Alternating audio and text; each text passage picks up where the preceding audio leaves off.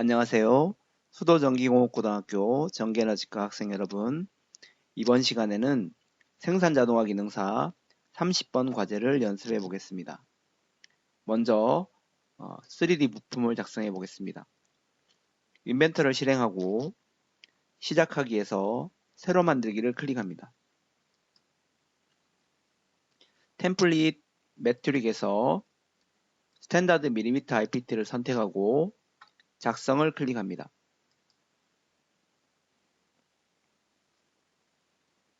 자, 모형 탭에서 원점을 펼친 다음 XY 평면을 선택하고 화면 가운데 있는 스케치 작성을 클릭하겠습니다.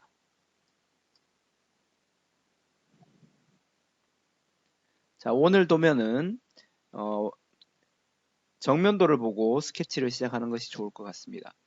그래서 도면을 살펴보면 정면도에 우리 등각투상도에서 봤을 때 이 위쪽 부분은 나중에 작업을 하고 이 위쪽 부분이 없다고 생각하면 기역자 형태의 스케치를 할 수 있고 그 폭은 평면도에 보면 40mm입니다. 그래서 원점을 위쪽에서 시작해도 되고 아래쪽으로 해서 시계 반대 방향으로 돌아도 되고 그렇게 해서 기역자 모양으로 스케치를 하고 40mm만큼 돌출해 보겠습니다. 자, 먼저 선을 선택하겠습니다. 선을 선택하고 원점을 클릭한 다음 기역자의 아래쪽 부분부터 스케치해 보겠습니다. 치수가 정면도에 보면 70mm로 되어 있습니다. 그래서 먼저 70mm를 입력하고 엔터를 클릭하겠습니다. 자, 그리고 휠 마우스를 조정해서 크기를 좀 화면 가운데로 이동해서 조정하겠습니다. 그 다음 아래쪽 길이가 우측에 보면 정면도에서 40mm로 되어 있습니다. 그래서 아래쪽으로 직각 방향을 잡아주고 40을 입력하고 엔터를 클릭합니다. 그 다음 이제 오른쪽으로 10만큼 입력하고 엔터를 클릭합니다. 자, 위쪽으로는 위에 우리 앞쪽에 보면 정면도의 앞쪽에 보면 높이가 10이므로 50mm만큼 위쪽으로 치수를 주면 되겠습니다. 자, 그리고 다시 왼쪽으로 방향을 잡고 80을 입력해도 되고 아니면 원점에 추적점이 올 때까지 선을 이동해서 두 번째 점을 클릭해주고 마지막 원점에 다시 닫으면 모든 치수가 입력되면서 구속이 완료가 됩니다. 자, 이제 돌출을 해보겠습니다. 3D 모형에서 돌출을 선택합니다. 자, 그리고 평면도에서 치수 폭이 40mm이므로 거리를 40으로 입력하고 확인을 클릭해주면 됩니다. 자, 먼저 홈뷰를 설정해 보겠습니다. F4를 누른 상태에서 마우스 왼쪽 버튼을 조금씩 눌렀다 뗐다 움직이면서 최대한 등각투상도와 동일한 모양으로 비슷하게 맞추어 봅니다. 자, 이런 모양이 되겠습니다. 그리고 나면 우리 세 개의 모서리가 만나는 뷰큐브 꼭지점을 클릭해 줍니다. 이 부분을 클릭하겠습니다. 자, 그리고 나서 꼭지점에서 마우스 오른쪽을 클릭하고 현재 뷰를 홈뷰로 설정, 그리고 뷰에 맞춤으로 클릭하겠습니다. 자, 먼저 목깎기를 해보겠습니다. 도면에서 보면 우리 평면도의 치수 이 바깥쪽에 R10mm라는 치수가 보입니다.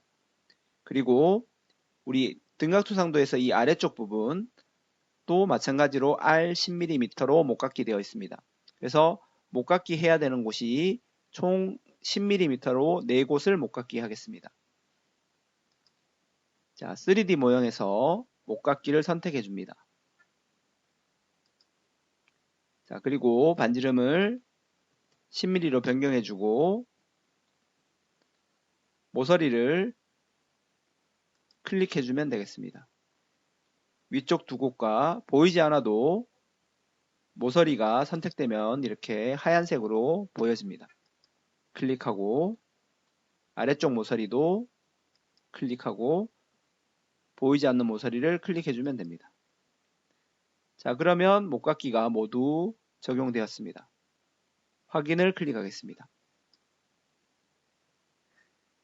이번에는 자, 위쪽에 있는 카운터 보호를 먼저 작업을 해도 되고 아니면 수직면에 있는 슬롯 부분을 먼저 작업해도 상관은 없습니다.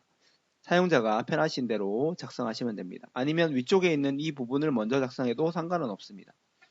자, 먼저 앞쪽에 있는 카운트 보호 부분을 작성해 보겠습니다. 자, 위쪽 평면을 선택하고 스케치 작성을 선택합니다. 옆으로 이 상태로 그대로 작성해도 되고 아니면 뷰큐브를 살짝 회전해서 측면으로 놓고 작업을 해도 상관은 없습니다. 자, 원에 카운터 보호를 하려면 구멍을 사용해야 되기 때문에 점을 스케치하겠습니다. 그래서 점을 스케치하기 위해서 모서리에 가져다 대면 원의 모서리에 중심이 형상 투영됩니다. 그래서 그 점을 클릭해주면 되고 아니면 스케치 메뉴에 있는 형상 투영을 클릭해서 모서리를 투영해도 원점을 찾을 수 있습니다. 그래서 두 가지 방법 중에 하나를 선택해서 점을 스케치합니다. 자, 그리고 나서는 3D 모형에 가서 스케치 마무리하지 않아도 상관은 없습니다. 구멍 메뉴를 선택해 줍니다. 자, 그리고 우리가 이제 작업해야 될 모양이 드릴 구멍이 아니라 카운트 보호 형태가 됩니다. 그래서 카운트 보호를 선택해 주면 되겠습니다. 그리고 나사산을 낼 것이 아니기 때문에 택구멍이 아니라 단순 구멍에 위치시키면 됩니다. 그리고 혹시 종료값이 거리로 되어 있다면 우리가 위쪽에서부터 들어가는 깊이가 또 지정될 수 있습니다. 그래서 종료값은 전체 관통으로 하여야만 전체에 다 뚫리는 것을 볼 수 있습니다. 자, 그래서 치수를 보면 도면에서 위쪽이 파이 11mm이고 그 다음에 DP 즉 뭐 볼트 머리나 그런 부분들이 들어가는 깊이가 2mm로 되어 있고 아래쪽이 여기는 소수점이 하나가 있습니다. 그래서 이 치수할 때만 소수점을 적용해주면 되기 때문에 아래쪽 지름은 4.5mm로 두 곳이 되어 있습니다. 자, 그래서 작업을 해보겠습니다. 자, 위쪽 지름이 11mm였습니다. 그러면 도면에서 11mm로 커진 것이 보여집니다. 그리고 이 부분이 바로 DP 값이 되겠습니다. 2mm 변동할 필요가 없습니다. 마지막으로 구멍의 지름이 4.5mm로 입력하면 구멍이 커지는 것을 확인할 수 있습니다.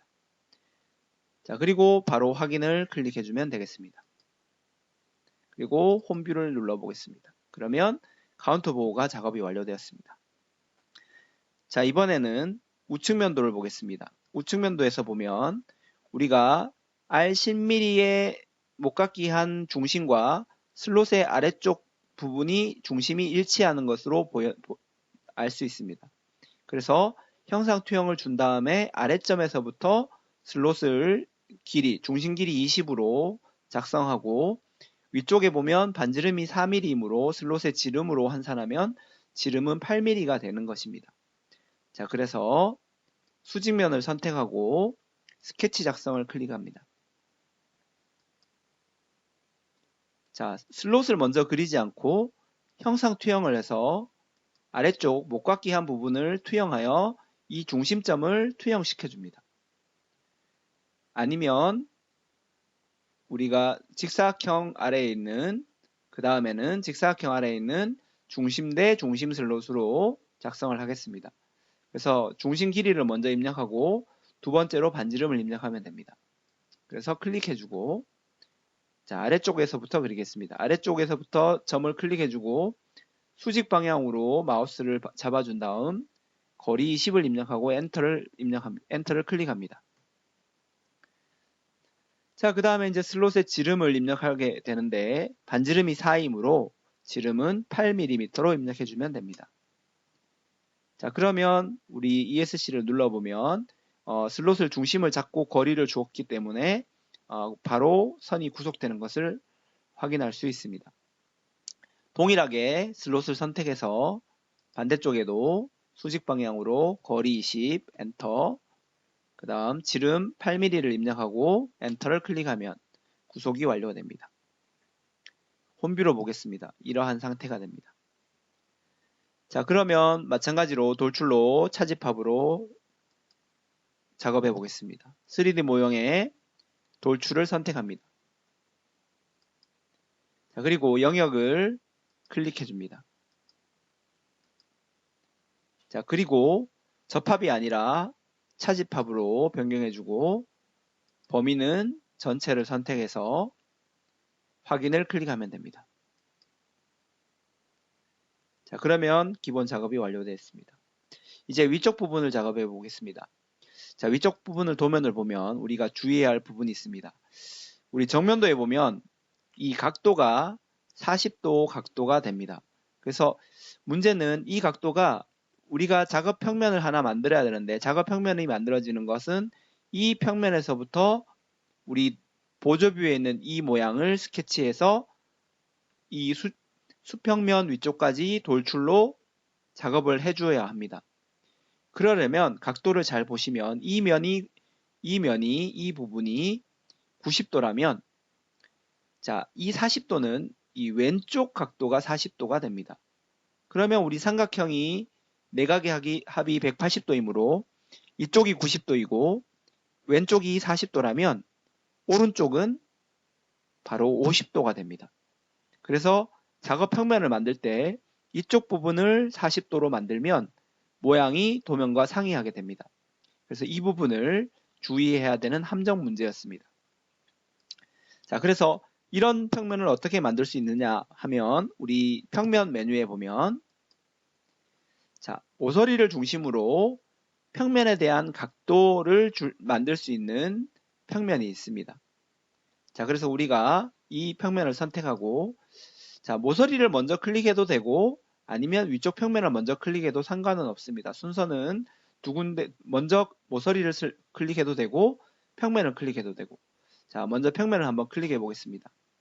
평면을 클릭하고 그 다음에 모서리를 클릭하면 자, 작업 평면이 현재 아래쪽 이 수직면에서부터 평면이 90도 각도로 세워져 있는 것이 보입니다. 그래서 각도를 조금 변경해 보겠습니다. 각도를 80도 정도로 변경해 보겠습니다. 그러면 우리가 동서남북을 기준으로 시계 반대 방향으로 플러스 각도가 생성되는 것이 보여집니다. 예를 들어서 110도를 입력하면 각도가 이런 형태로 만들어집니다. 그래서 우리가 이 부분에 50도 각도를 생성하려면 자, 0도를 주면 수평면에서부터 이제 출발점이 됩니다. 이게 바로 출발점이고 각도를 플러스 방향으로 반시계 방향으로 돌고 마이너스 값을 주면 시계 방향으로 회전이 됩니다. 평면이. 그래서 예를 들어서 마이너스 10도를 주면 여기 평면에서부터 10도만큼 올라가서 평면이 만들어집니다. 그러면 우리가 원하는 각도는 바로 도면에서 이 40도의 반대쪽 각도이므로 바로 50도, 즉 마이너스 50도를 해주면 평면을 만들 수 있고 홈뷰로 상태로 보면 이런 평면이 만들어지는 것입니다. 자, 그리고 나서 확인을 클릭하겠습니다. 즉 V 표시하면 됩니다. 그러면 측면에서 봤을 때는 50도의 각도가 되는 작업 평면을 만들 수 있는 것입니다. 자, 그러면 이제 스케치를 해보겠습니다. 자, 작업 평면을 가장자리를 클릭하고 스케치 작성을 선택해 줍니다. 마찬가지로 선을 작업해야 되기 때문에 형상 투영을 이용해서 모서리 부분을 투영하겠습니다. 자, 보조뷰를 보면 안쪽 원의 지름은 파이 10mm로 지름 10mm이고 바깥쪽의 큰 부분은 R10이므로 지름으로 봤을 때는 20mm 크기의 원이 되겠습니다. 그리고 선을 수직으로 스케치한 다음에 접선시키면 되겠습니다. 자, 그래서 원을 적절한 위치에 지름 10mm를 입력해주고 그 다음 같은 중심으로 지름 20mm 크기의 원을 작성해줍니다. 자, 그 다음에 원은 ESC를 한번 눌러보겠습니다. 그럼 이 원은 자유롭게 지금 움직이므로 치수를 이용해서 구속을 주어야 합니다. 자, 치수가 평면도에 보면 아래쪽 모서리에서부터 위쪽으로 20mm 크기로 되어 있고 그 다음 중간점 20의 중간 위치에 있는 것을 알 수 있습니다.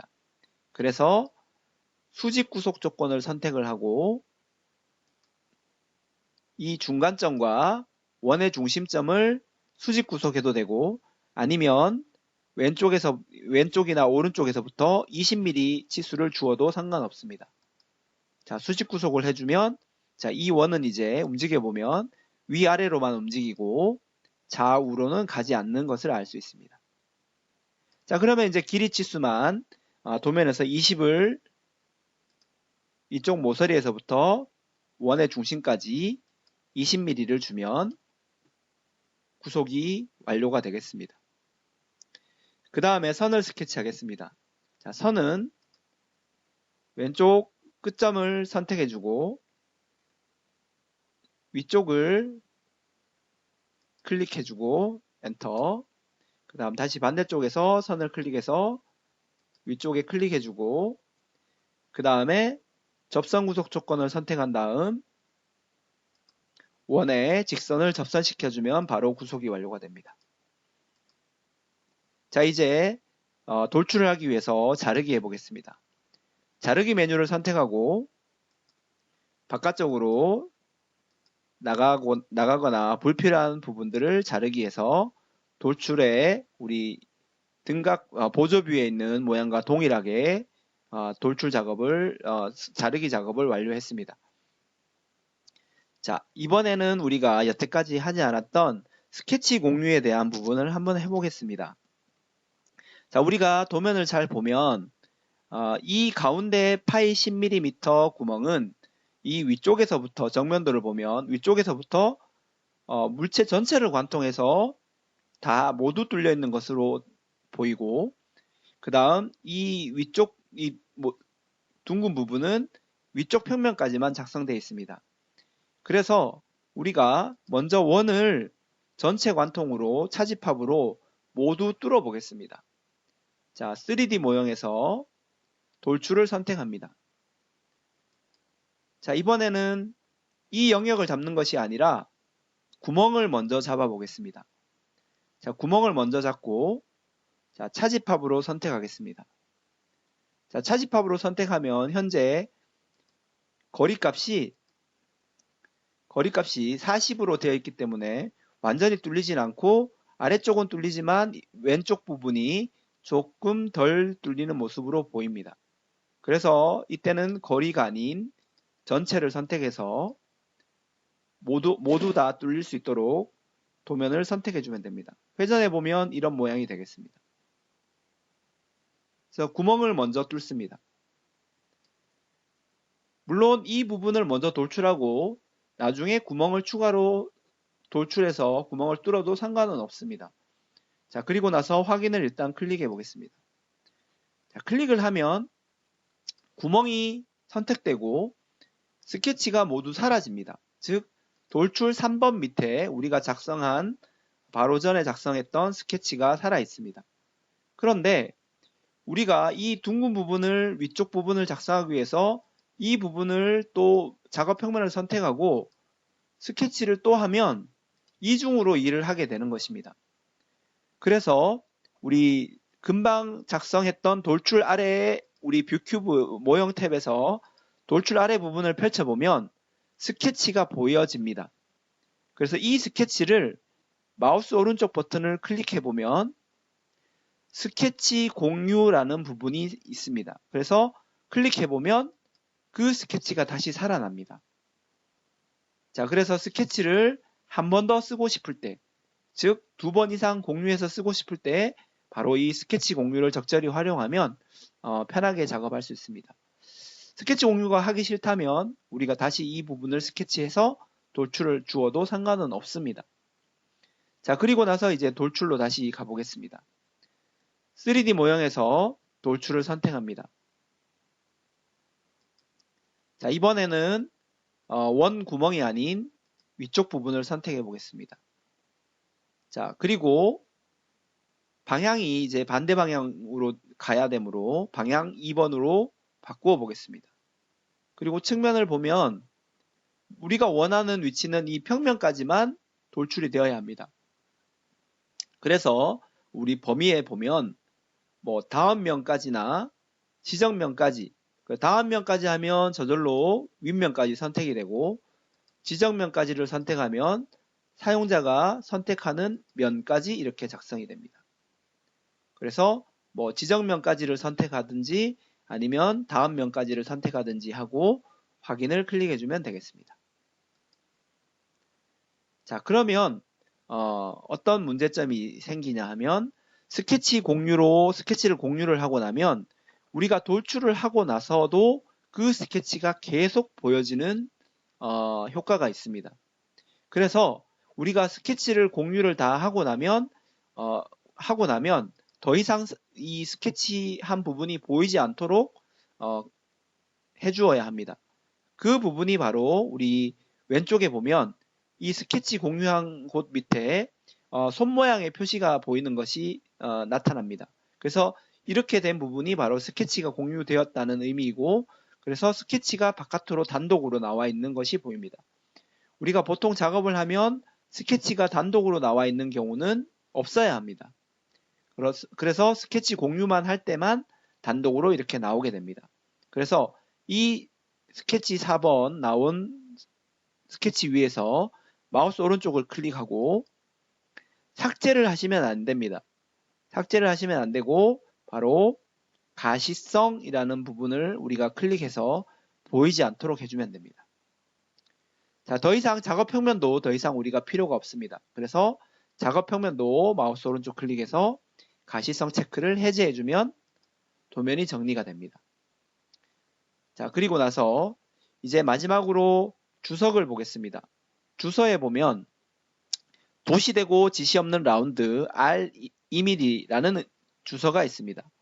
그래서 우리가 도면을 살펴보면 우리 등각투상도에서 우리 금방 작업했던 부분과 만나는 이 부분이 못깎이 되어 있는 것으로 보여집니다. 그래서 이 부분에 도면의 치수를 찾아보아도 치수가 따로 표시되어 있지 않습니다.